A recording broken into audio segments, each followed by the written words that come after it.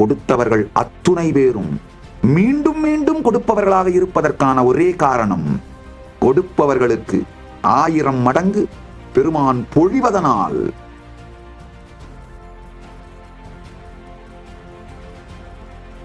நவீன் 8647 அப்படின்ற ஒருத்தர் யூடியூப்ல கமெண்ட் போட்டிருக்காரு. சுவாமி, பல நேரங்களில் உங்கள் அருகாமையில் இருந்து நீங்கள் முடிவெடுக்கும் விதத்தை நான் பார்த்து வியந்திருக்கிறேன். பல பேர் உங்களிடம் வந்து கைலாசவாசி ஆகலாமா, ஆசிரமவாசி ஆகலாமா, வேண்டாமா, 2 மனமாக இருக்கிறது சுவாமி, என்ன செய்யட்டும் என்று கேட்டால் கைலாசவாசி ஆகிவிடு என்று சொல்கிறீர்கள். ஆனால் பெரிய நன்கொடை கொடுக்க வேண்டும், கொடுக்கலாமா வேண்டாமா, 2 மனமாக இருக்கிறேன், என்ன முடிவெடுக்கட்டும் என்று கேட்டால் வேண்டாம் என்று சொல்லுகிறீர்கள். ஒருவர் நன்கொடை கொடுக்க வந்தால் உடனே அதை ஏற்றுக்கொள்வதும், ஒருவர் நம்முடன் இருக்கப் போவதில்லை என்று தெரிந்தால் அவர் மீது செலவழிக்காமல் இருப்பதே புத்திசாலித்தனம். கைலாசாவிற்கும் அதுதான் நல்லது. ஆனால் நீங்கள் ஏன் இந்த மாறுபட்ட முடிவுகளை எடுக்கிறீர்கள்? உங்கள் முடிவுகளை நான் புரிந்து கொள்ளவே முடியவில்லை.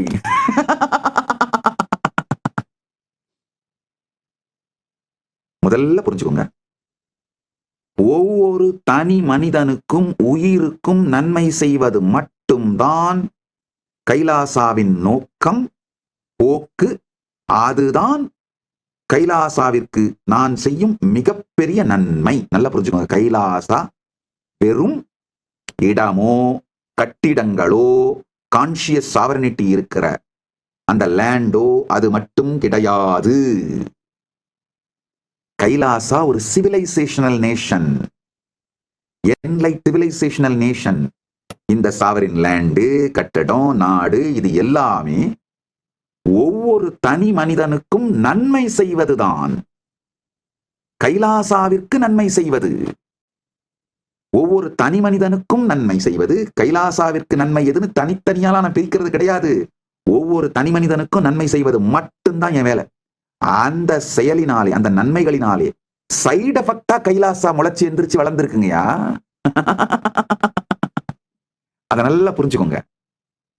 இப்ப நீங்க கேட்கிற கேள்விக்கு பதில் சொல்ற புரிஞ்சுக்கோங்க. அதாவது, ஒருத்தர் ஆதீனவாசி ஆகலாமா, கைலாசவாசி ஆகலாமா, வேணாமா, 2 மனமா இருக்கு, என்ன செய்யட்டு வந்து கேட்டா நான் உடனே கைலாசவாசி ஆகிடுன்னு சொல்லுவேன். காரணம் என்னன்னா, அவர் ஒரு 6 மாசம் கழிச்சு, 1 வருஷம் கழிச்சு இங்க இருக்க விருப்பம் இல்லை, ஏதோ காரணத்தால போதும் அப்படின்னு நினைச்சு வெளியில போனார்னா அவருக்கு எந்த நஷ்டமும் இல்லை, எல்லா லாபம் தான். காரணம் என்னன்னா, இங்க அவர் இருந்த 6 மாசம் 1 வருஷம் தினந்தோறும் கட்டாயமா காலையில யோகா பண்ணி ஆகணும், தினந்தோறும் கட்டாயமா காலையில சிவபூஜை பண்ணி ஆகணும், தினந்தோறும் இந்த ஞான சத்தியங்களை கேட்டாகணும்.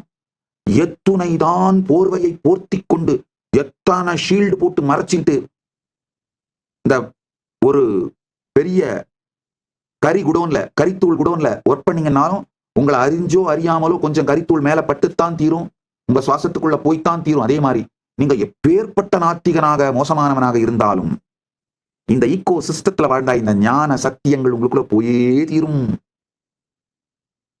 நீங்க எப்பேற்பட்ட முகத்தை மூடி என்னென்னலாம் பண்ணிட்டு சந்தனம் அரைச்சாலும், சந்தன காட்டுக்குள்ளே இருந்தாலும், உங்களை அறியாமல் அந்த சந்தனத்தோட ஸ்மெல், சந்தன காட்டோட அந்த நன்மை உங்களுக்குள்ள போய்த்தான் தீரும். அதே மாதிரி நீங்க கைலாசத்துல இருக்கிற, கைலாசவாசியா ஆசிரமவாசியா இருக்கிற அந்த 6 மாசமோ 1 வருஷமோ அந்த காலகட்டத்துல உங்களை அறியாமலேயே இந்த ஈகோ சிஸ்டத்தோட இன்ஃப்ளூயன்ஸ்னால இந்த ஞான சத்தியங்கள் உங்களுக்குள்ள போயே தீரும். அதனால நீங்க ஒருவேளை 1 வருஷம் கழிச்சு, 6 மாசம் கழிச்சு, இல்ல 2 வருஷம் கழிச்சு வெளியில போனாலும் உங்களுக்கு நான் நன்மை தான் செஞ்சிருக்கேன், உங்களுக்கு நன்மை தான் நடந்திருக்கு, எந்த தீங்கும் நடக்கல. உங்க எல்லாருக்கும் தெரியும், ஒரு விதி என்னன்னா, கைலாசவாசியா ஆகிறவங்க யார்கிட்ட இருந்து எந்த பணமும் நன்கொடை வாங்க மாட்டோம். இது விதி. ஏன்னா எப்போது நீங்க திரும்பி போனா அந்த பணம் உங்களுக்கு உங்க வாழ்க்கைக்கு உபயோகமாகணும். அதனாலதான் 2 மனமாக இருந்தாலும் அவருக்கு நல்லதாகத்தான் மாறப்போகிறதுங்கிறதுனால ட்ரை பண்ணி பாரு, வந்துதான் பாரு, ட்ரை பண்ணி பாரு. அதனாலதான் சன்னியாசமே எடுத்த உடனே சன்னியாசம் கொடுக்க மாட்டேன், கிரம பிரம்மச்சரி தான் கொடுப்பேன். நிறைய பேர் நாங்க சன்னியாசிங்கன்னு சொல்லி பீத்தி திரிறாங்களே, கிரம பிரம்மச்சாரிகள் தான், கிரம பிரம்மச்சரியம் தான் கொடுக்குறேன். அதிகபட்சமா சில பேருக்கு நைஷ்டிக பிரம்மச்சரியம் கொடுத்துருக்கேன். என் தந்தையை தவிர வேறு யாருக்கும் இதுவரை மகாபாகியம் கொடுத்து பூர்ண சன்னியாசம் கொடுக்கல. முதல்ல கிரம பிரம்மச்சரியம் கொடுப்பேன், அதுக்கப்புறம் நைஷ்டிக பிரம்மச்சரியம் கொடுப்பேன். அந்த சன்னியாசத்தினுடைய 32 பரிமாணங்கள்ல ஒவ்வொன்னா கொடுத்துட்டே வருவேன். காரணம் என்னன்னா, நீங்கள் இந்த வாழ்க்கை தான் அப்படின்னு முடிவு பண்ணி உங்களை நீங்களே இதுல ஸ்திரமாக்கிக் கொள்வதற்காக ஒருவேளை வேணான்னு விட்டுட்டு போனாலும் அதனால் உங்களுக்கு இருந்த காலம் வரை உங்களுக்கு நன்மைதான் நடந்திருக்கிறது. அதனாலதான் விட்டுட்டு போனவங்க எல்லாரும் அவங்க வாழ்க்கையோட பெஸ்ட் பீரியடா கைலாசவாசி ஆசிரமவாசியா இருந்த காலம்தான் இன்னமும் உள்ளுக்குள்ளே நினைத்து ஏங்கிக் கொண்டிருக்கின்றார்கள். அது ஒண்ணு. அடுத்தது, பெரிய நன்கொடை கொடுக்கறதுக்கு யாராவது கொடுக்கலாமா வேணாமா, இரண்டு மனமா இருக்கே, இதுதான் ரைட் டைமா அப்படின்னு கேட்டா நான் உடனே வேண்டாம்னு சொல்லுவேன். அது காரணம் என்னன்னு சொல்ல தெரிஞ்சுக்கோங்க. மனம் எப்பொழுதுமே பேய் பிடித்த குரங்குக்கு சமம். இக்கரைக்கு அக்கறை பச்சை, அக்கறைக்கு இக்கரை பச்சைன்னு மாறி மாறி தாவும். அந்த மாதிரியான மனம் இருக்கும் பொழுது இப்ப கொடுக்கலாமா வேண்டாமா, இதுதான் ரைட் டைமா அப்படின்னு கேட்டாலே முடிச்சு போச்சு. இது ரைட் டைம் இல்ல, கொடுக்காத அப்படின்னு. நன்கொடை எப்படி தெரியுமாங்கய்யா? உங்களுக்கு உங்களுடைய உயிரே உயிர்மையால் உயிர்ப்பிக்கப்பட்டு இந்த தீட்சையினாலும் சக்திபாதத்தாலும் ஞான கருத்துக்களாலும் நான் உங்க வாழ்க்கைக்கு அளிக்கின்ற கான்ட்ரிபியூஷன்ஸால, உங்க வாழ்க்கைக்கு நான் செய்கின்ற நன்மைகளினால் உங்க உயிர் உயிர்த்து மலர்ந்து, பெருமானே உங்களுக்கு நான் என்ன கொடுக்க முடியும், என்னையே கொடுத்தாலும் தகும், என்ன கொடுத்தாலும் தகும், இந்த உலகையே கொண்டு வந்து உங்கள் திருவடியில் சமர்ப்பித்தாலும் தகும், என்ன கொடுக்க முடியும் அப்படின்னு உயிர் மலர்ந்து உணர்வு பொங்கி நன்றி உணர்வின் உச்சத்தில், உயிரின் உயிர்மையின் உச்சத்தில், உயிர்மின் சக்தியின் உச்சத்தில் கொடுக்கலாமா வேண்டாமா அப்படிங்கிற சந்தேகம் ஒரு துளி கூட இல்லாமல், இதுக்கு பிறகு பகவான் இருந்து எனக்கு என்னென்ன நன்மை வருதுன்றத பத்தி கவலை கிடையாது, இதுவரைக்கும் கொடுத்ததே நினைத்தற்கு அறிய பெரும் நன்மைகள், அதற்கு நன்றியாய் பெருமானே என் கையில் இருப்பதை உங்கள் காலடியில் போடுகின்றேன், வேறு எதுவும் எனக்கு தெரியாதனால் என் கையில் இருக்கின்ற இதைத்தான் உங்கள் காலடியில் என்னால் போட முடியும் என்று அதை உயிராய் சமர்ப்பிக்கின்ற, அது மாதிரி சமர்ப்பிக்கின்ற, அது மாதிரி வந்து காலடியில விழற, அவை வைத்தே இந்த கைலாசத்தை நம்மளால நடத்த முடியுங்கய்யா. இரண்டு மனத்தோடு இருப்பவர் யாவரும் கொடுக்கவும் வேண்டாம், கொடுத்தால் பெறவும் மாட்டேன். அதனாலதான் யாராவது ஒருத்தர் ஆசிரமவாசி ஆகலாமான்னு வந்து கேட்டா நாளைக்கே வந்துருன்னு சொல்லுவேன். யாராவது இந்த பெரிய நன்கொடை கொடுக்க வந்து கேட்டா சாமி யோசிச்சுட்டு சொல்லும், போயிட்டு 2 மாசம் கழிச்சு வாங்க, இல்ல 6 மாசம் கழிச்சு வாங்க அப்படின்னு அனுப்பி விட்டுருவேன். காரணம் வேற ஒண்ணும் இல்ல, வீட்டுல பொண்ணே வீட்டுக்கு தெரியும், பையனுக்கு தெரியும், சுத்துப்பத்து இருக்கவங்களுக்கு தெரியும் இந்த மாதிரி கொடுக்க போறாருன்னு. அவங்கெல்லாம் என்ன சொல்றாங்க, அதுக்கப்புறம் அவங்களுடைய சப்போர்ட்டோ ரெசிஸ்டன்ஸோ என்ன நடக்குதோ அதையெல்லாம் இவர் வித்ஸ்டாண்ட் பண்றாரா, அவங்க எல்லாம் பிரெயின் வாஷ் பண்ணுவாங்க, அதையெல்லாம் வித்ஸ்டாண்ட் பண்றாரா பாரு, இந்த சாமியார் பேர்ல நீ மயங்கிட்ட ஏதோ என்னென்னவோ வரும், அதையெல்லாம் வித்ஸ்டாண்ட் பண்றாரா. இதுல 4 பேர் வதந்தி கிளப்பி விடுவான், எனக்கு அந்த சாமியாரை பத்தி தெரியும், நான் அங்க இருக்கும்போது இப்படி பார்த்துருக்கேன், இங்க இருக்கும்போது அப்படி பார்த்துருக்கேன், குஜராத்ல இருக்கும்போது இப்படிலாம் நடந்துச்சு, குஜராத்துக்கு நான் போகவே இல்லையா,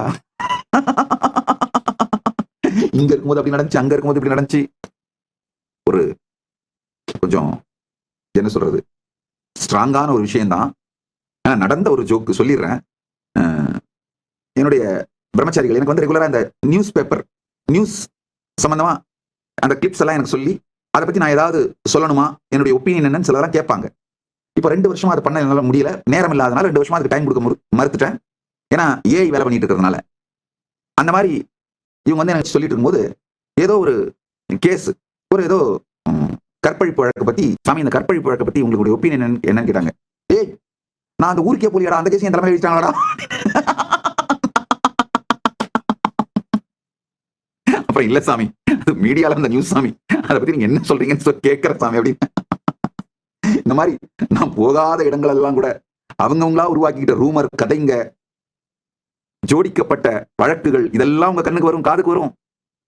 இதையெல்லாம் தாண்டி உண்மையிலேயே உங்களுடைய பொங்குகின்ற உயிர்மையும் உயிர்மின் சக்தியும் நன்றியும் நன்றி பேருணர்வும் இருக்கான்னு பாக்குறதுக்காக ஒரு 6 மாசம் தள்ளி விட்டுருவேன், ஒரு வருஷம் அப்புறமா அப்படின்னுடுவேன். அதுக்கப்புறம் வந்தாலும் இப்ப என்ன அவசரம் சொல்றேன் போ அப்படின்பேன். அதுக்கப்புறம் வந்தாலும் சாமி எப்ப வேணுமோ அப்ப வாங்கிக்குவோம் போ அப்படின்னுடுவேன். நல்லா புரிஞ்சுக்கோங்க. ஏன்னா நன்கொடை கொடுத்துட்டு அவருக்கு ஐயோ ஒரு வேகத்துல கொடுத்துட்டுமே, கொடுத்துருக்காம இருந்திருக்கலாமோ, ஒருவேளை நம்மளை பிரெயின் வாஷ் பண்ணி வாங்கிட்டாங்களோ அப்படின்னு நினைச்சாருன்னா அவருடைய அந்த சுய சந்தேகம் என் மீதும் கைலாசத்தின் மீதும் திரும்பி குரு சந்தேகமாக, கைலாசத்தின் சங்க சந்தேகமாக ஆகி சங்கத்தை இழந்து விடுவார், சங்கத்துல இருந்து தூரம் ஆயிடுவாரு, அப்புறம் எங்கிட்ட இருந்து தூரம் ஆயிடுவாரு, குருவை இழந்து விடுவார்கள். அது மிக பெரும் கொடுமை. குருவை இழத்தல், ஹஸ்பண்டை இழந்து விடோவாகிறது, ஒய்ஃபை இழந்து விடோயர் ஆகிறது, அதையெல்லாம் விட குருவிடம் இருந்து தூரமாய் போய் இந்த குரு விடோவாகிறது தான் மிக பெரும் கொடுமைங்கயா, மிக பெரும் இழப்பு. அது அவங்களுக்கு நடந்துட வேணாமேன்றதுக்காகத்தான் நன்கொடை கொடுக்க வந்தா அப்புறம் பார்க்கலாம், அப்புறம் சொல்றேன். நன்றாக புரிந்து கொள்ளுங்கள். இப்பவும் சொல்றேன், இது எல்லோருக்கும் சொல்றேன். யார் யாருக்கெல்லாம் கைலாசவாசி ஆகலாமா, ஆசிரமவாசி ஆகலாமா, சன்னியாசம் எடுத்து பார்க்கலாமா, எடுத்துக்கலாமா அப்படின்னா தோணுதா, 2 மனமா இருந்தாலும் கவலைப்படாதீங்க, உடனே எடுத்துக்கோங்க. ஏன்னா விட்டுட்டே போனீங்கன்னாலும் அந்த இருந்த காலகட்டத்திலே உங்களுக்கு மிகப்பெரிய நன்மை நிகழ்ந்து இருக்கும். உங்ககிட்ட இருந்து எதையும் நான் வாங்க போறது இல்லை, எதுவும் கொடுக்கறது ஒண்ணு இல்லை. எங்கிட்ட இருந்து நீங்க வாங்கிக்கிறது தான் நிறைய இருக்கு, அதெல்லாம் வாங்கியிருப்பீங்க, நன்மைகளை அடைந்திருப்பீர்கள், உடல் பெஸ்ட் ஹெல்த்ல இருந்திருப்பீங்க. நல்லா புரிஞ்சுக்கோங்க. விட்டுட்டு போனவங்க எல்லாருமே ஃபீல் பண்றது என்னன்னா, 1000 ஆகட்டும், ஆசிரமத்துல இருந்த அந்த டைம்ல தான் என் உடம்பு பெஸ்ட் ஹெல்த்ல இருந்தது, என் மனசு பெஸ்ட் நிலையில இருந்தது, உயிர் கான்சியஸ்னஸ் குண்டலினி சக்தி எல்லாமே பெஸ்டா இருந்தது, அது என் வாழ்க்கையோட பெஸ்ட் காலம்பா அப்படின்னு நினைப்பவர்கள், இயங்குபவர்கள் அத்துணை பேரும் இருக்கிறார்கள். விட்டு போன அத்தனை பேரும் வெளியில சொல்ல முடியலனாலும் உள்ள இயங்கிட்டு தான் இருக்காங்க. அதனால ஆசிரமவாசி ஆகணுமா கைலாசவாசி ஆகணுமான்னு உங்களுக்கு 2 மனமா இருந்தா உடனே வந்துருங்க. விட்டுட்டு போனாலும் இருந்தா மிக பெரும் நன்மை, விட்டுட்டு போனாலும் இருந்த காலம் வரை நன்மை. பணம் ஏதாவது நன்கொடை கொடுக்குறது, நிலமோ பணமோ ஏதாவது நன்கொடை கொடுக்கணும்னு நினைக்கிறீங்க, அது 2 மனமா இருக்குன்னா கொடுக்காதீர்கள். இப்பவே தெளிவா சொல்லிடுறேன், கொடுக்காதீர்கள். தெளிவா சொல்லிடுறேன். எப்போ உங்கள் உயிர்மையை உயிர்த்தெழுந்து வெகுண்டெழுந்து வெடித்தெழுந்து உயிர்மின் சக்தி பொங்கி குண்டலினி உச்சந்தலை தாண்டி துவாதசாந்தத்தில் நிறைந்து பேரனுபூதியினால் மலர்ந்து, ஆஹா இத்துணை பெரும் நன்மை செய்த என் குருநாதா உனக்கு நான் என்ன செய்து விட முடியும் என்று உயிரே கரைந்த நன்றி பொங்கி, இதற்கு மேல் நீ எதுவும் செய்து விட வேண்டாம் ஐயா, நீ இதுவரைக்கும் கொடுத்ததற்கே நான் என்ன வேண்டுமானாலும் என் உயிரையும் கொடுக்கலாம், இந்த உலகத்தையே வென்று கொண்டு வந்து உன் திருவடியில் சாய்த்தாலும் உன் திருவடியில் சமர்ப்பித்தாலும் அதற்கு ஈடாகாது என்று பொங்கி பெருகும் பொழுது ஏதாவது கொடுக்கணும்னு நினைச்சா அப்ப சொல்லுங்க. அப்ப நான் சாமி யோசிச்சுட்டு சொல்லும், முடிவு பண்ணிட்டு சொல்லும். அது வரைக்கும் உங்க பேக்கெட்டை டைட்டா பூட்டிக்கிட்டு அமைதியா உட்காந்து உங்க இதயத்தை மட்டும் திறந்து நான் சொல்றதை கேளுங்க போதும். உங்க பேக்கெட்டை திறக்க சொல்லி நான் கேட்கவே இல்லைங்கயா, இதயத்தை மட்டும் திறங்க போதும், அதான் எனக்கு வேணும். அதனால நல்லா புரிஞ்சுக்கோங்க. உங்கள் ஒவ்வொருவருக்கும் தனி மனிதர்களுக்கும் நன்மை செய்வதுதான் கைலாசாவின் நோக்கம், போக்கு. கைலாசாவின் நன்மைன்னு தனியா வேற ஒண்ணும் கிடையாது. உங்கள் அனைவருக்கும் செய்யப்படும் ஞான நன்மைகள், உடல் நல நன்மைகள், மனநல நன்மைகள், சேவைகள், அன்னதானங்கள், மற்ற ஞானதானங்கள், இந்த நன்மைகள் தான் கைலாசா. இதோட சைடு எஃபெக்ட்ல கொஞ்சம் லேண்டு, கட்டடம், இந்த நாடு நடக்குது, உருவாகுது, எக்ஸ்பேண்ட் ஆகுது. ஆனால் உங்களுக்கு தொடர்ந்து செய்யப்படும், தனி மனிதர்கள் ஒவ்வொருவருக்கும் தொடர்ந்து செய்யப்படும் எல்லா நன்மைகளும் தான் கைலாசா. நல்லா புரிஞ்சுக்கோங்க. நான் இவ்வளோ ஃபில்டர் பண்ணி வேணான்னு சொல்லி மறுத்து போஸ்ட்போன் பண்ணி அப்புறம் சொல்லி இவ்வளோ பண்ணியே ஒரு வருஷத்துல ஆவரேஜா 100 கைலாசம் உருவாகுதுங்க. 2025 கடந்த ஆண்டு ஆவரேஜா 100 இடங்கள்ல புது கைலாசங்கள் உருவாகி இருக்கு. அப்படின்னா ஒரு வாரத்துக்கு 2, ஆவரேஜா 4 நாளைக்கு ஒரு கைலாசம். வருஷத்துக்கு 100ன்னா 52 வாரம், ஆவரேஜா வாரத்துக்கு 2, 4 நாளைக்கு 1 உருவாயிட்டே இருக்கு. இது இத்தான டேம் போட்டு ஃபில்டர் பண்ணி அப்புறமா பார்க்கலாம் பொறுமையா பார்க்கலாம்னு சொல்லி அதுக்கப்புறமா அளிக்கப்படுறது. அதனால நல்லா புரிஞ்சுக்கோங்க. பரமசிவ பரம்பொருளே வெளிப்பட்டு இதை நடத்துகின்றார். அவருடைய திருப்பணி அவர் செய்து கொள்ளுகின்றார். யாருக்கு என்ன கொடுக்க வேண்டும் என்றும் யாரிடமிருந்து பெற்றுக்கொள்ள வேண்டும் என்றும், இன்னொன்னு யாருகிட்ட இருந்தாவது வாங்கிட்டார்னா குறைந்தபட்சம் 100 மடங்கு அவருக்கு அதை விட அதிகமாக பொழிவார்.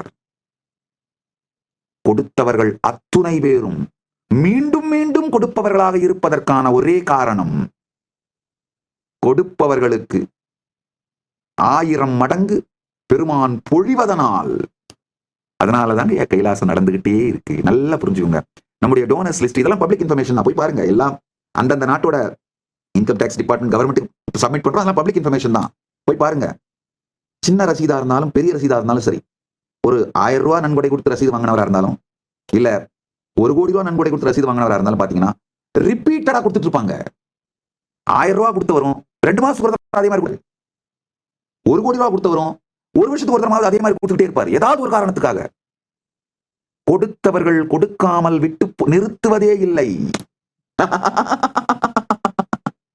இதுதான் பரமசிவ பரம்பொருளின் செல்வம் சர்க்கிள், அந்த வர்ச்சுவஸ் சர்க்கிள், செல்வம் எவ்வாறு அவராலேயே வரவழைக்கப்பட்டு அழிக்கப்பட்டு மீண்டும் மீண்டும் பொழியப்பட்டு வரவழைக்கப்பட்டு நிகழ்கின்றது அப்படிங்கிற சத்தியத்தை அப்படியே சொல்லிட்டேங்க. அவ்வளவுதாங்க. கொடுத்தார்க்கு பொழிகின்றான் பெருமான். அதனால அவங்க என்ன பண்றாங்க, ஆஹா இன்னும் கொடுக்கிறார்கள், பெருமான் இன்னும் பொழிகின்றார், இன்னும் கொடுக்கிறார்கள், இன்னும் பொழிகின்றார், இப்படியே நிகழ்கின்றது. இப்படித்தான் இந்த வெர்ச்சுவஸ் சர்க்கிள்ல தான் கைலாசா எக்கானமி இயங்குது, கைலாசா இயங்குது. அதனால ஒவ்வொரு தனி மனிதனுக்கும் நாங்கள் செய்யும் நன்மைதான் கைலாசா. கட்டிடங்களோ இடமோ சொத்தோ நிலமோ கோவிலோ பல்கலைக்கழகமோ குருகுலமோ இந்த நாடோ பெருமான் இருப்பின் வெளிப்பாட்டின் சைடு எஃபெக்ட்டுங்கய்யா. யார் வேண்டுமானாலும் இந்த பரிவிராஜக யாத்திரையில் கலந்து கொள்ளலாம்.